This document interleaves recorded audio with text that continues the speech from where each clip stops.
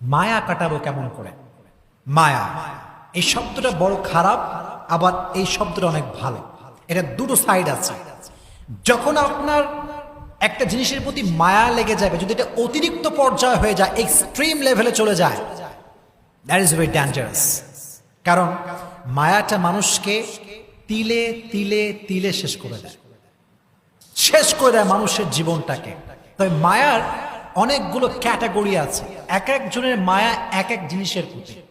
কারো মায়া টাকার প্রতি, কারো মায়া বাড়ির প্রতি, কারো মায়া বইয়ের প্রতি, আবার অনেক যুবকের মায়া হচ্ছে গার্লফ্রেন্ডের প্রতি।